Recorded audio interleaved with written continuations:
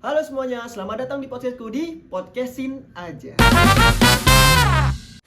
Dengan aku di sini, Dimas Yoto Nugroho sebagai host kalian pada topik kita hari ini, demokratisasi pendidikan.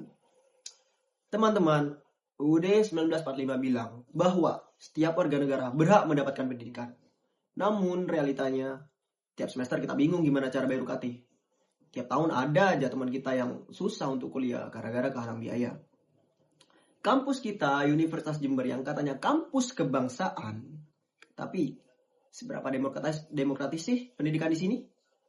Apakah kuliah cuma bisa buat mereka yang punya privilege? Hari ini di studio penuh dengan teman-teman kita, ada Vira, Manda, Fauzan dari Universitas Jember. Yeay! Langsung aja deh, demokratisasi pendidikan ini kan intinya akses. Semua bisa masuk tanpa halangan biaya. Aku mau tanya Vira dulu deh. UNED ini kan sistemnya UKT. Menurut data, apakah sistem pembayaran UKT ini udah adil atau malah mencekik? Oke, itu the point ya. Secara regulasi, Kemendikbudristek UKT itu dirancang subsidi silangan. Ada golongan 1, 500.000 sampai golongan 8. Tergantung prodi, bisa di atas 7 sampai 10 juta. Masalahnya ada di validasi data. Banyak kasus di UNED dan data nasional juga bilang begitu. Mahasiswa yang orang tuanya ini tadi buruh, tiba-tiba kena UKT golongan 4 atau 5. Kenapa? Kadang cuma gara-gara foto rumahnya terlihat bagus atau salah input data listrik. Ini bukan demokratisasi, ini error sistemik yang bikin orang miskin takut buat daftar ulang. Betul, kepotong dikit ya, Teh. Katanya sih ya, lumayan yang dapat aduan pas masa banding UKT. Nah, tapi demokratisasi pendidikan sendiri tuh omong kosong. Kalau dari prosedurnya sendiri tuh ribet gitu loh. Mahasiswa ini dimintain surat miskin, dimintain fotoin rumah, terus sama dimintain slip gaji juga kan. Nah, seolah-olah seakan-akan kita itu adalah seorang pengemis yang mengemis biar kita tuh mendapatkan hak yang harusnya tuh udah kita dapetin. Padahal UNES itu kan statusnya kan udah BLU, Badan Layanan Umum, dimana seharusnya UNES itu mengutamakan pelayanan publik, bukannya profitnya. Menarik. Sekarang aku mau tanya ke Fauzan deh. Ngerasa nggak kalau akses pendidikan ini udah merata buat anak-anak di daerah kayak kamu misalnya? Jujur ya Mas, kalau dibilang merata itu enggak ya, karena kita lihat dulu dari data APK, angka partisipasi kasar. Perguruan tinggi di Indonesia pada tahun 2023 itu cuma sekitar 31 sampai 39%. Artinya dari 10 anak lulusan cuma 3 yang kuliah. Nah, tapi temanku itu gagal karena nggak dapat kuota KIP. Demokrasi pendidikan baru terasa kalau kita punya kartu sakti itu. Nah, kalau kamu miskin tapi nggak dapat kuota KIP, bakal kelar dah hidup tuh, nggak bakal mampu bayar UKT bulan menengah. Ngomong soal isu KIP sangat sensitif ya. Kita kan sering tuh kadang lihat di parkiran fakultas ada yang turun dari mobil, pakai tas branded, HP-nya iPhone. Nah, ternyata terima KIP. Itu menurut kalian gimana tuh? Salah sasaran atau gimana itu? Ini nih penyakit kronis. Transparansi data kita tuh masih lemah. Di satu sisi ada anak nih mahasiswa Jember dari daerah selatan terpaksa harus mencutikan diri karena dia itu gak punya laptop. Sedangkan di sisi lainnya ini ada anak mahasiswa yang memanfaatkan uang saku KIP untuk gaya hidup hedon, aur-auran nih, ngafe tuh. Nah, di sini tuh semakin kacau kan kita data-data kemiskinannya.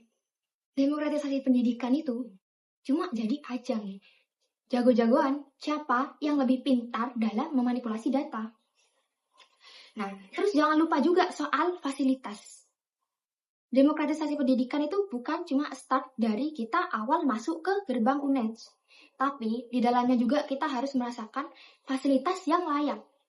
Nah, terus kita kan udah bayar UKT. Terus negara juga udah ngasih subsidi BOPTN. Tapi coba deh cek fasilitas wifi yang ada di fakultas. itu kan sering down.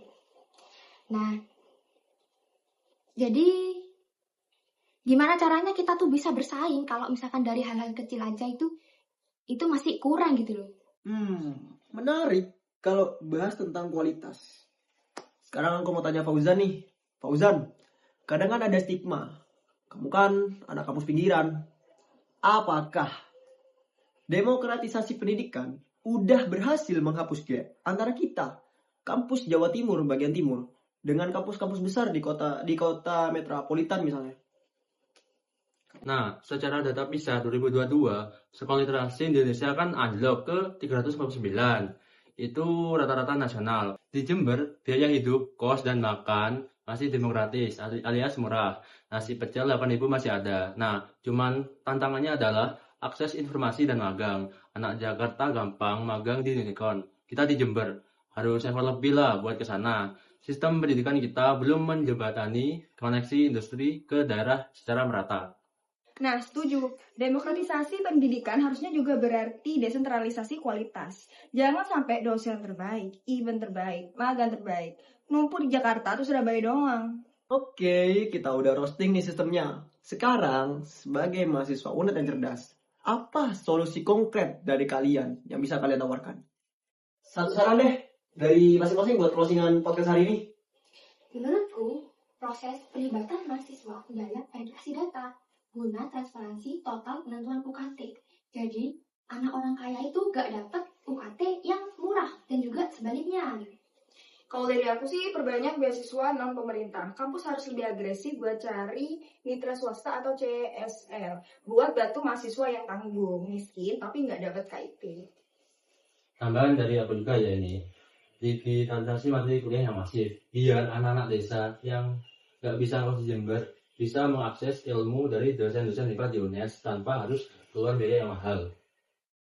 Luar biasa. Teman-teman, pada obrolan kali ini kita sadar bahwa demokratisasi pendidikan khususnya di daerah Jember masih on proses. Kuliah di Jember mengajarkan kita satu hal. Kita harus berjuang 2 kali lipat.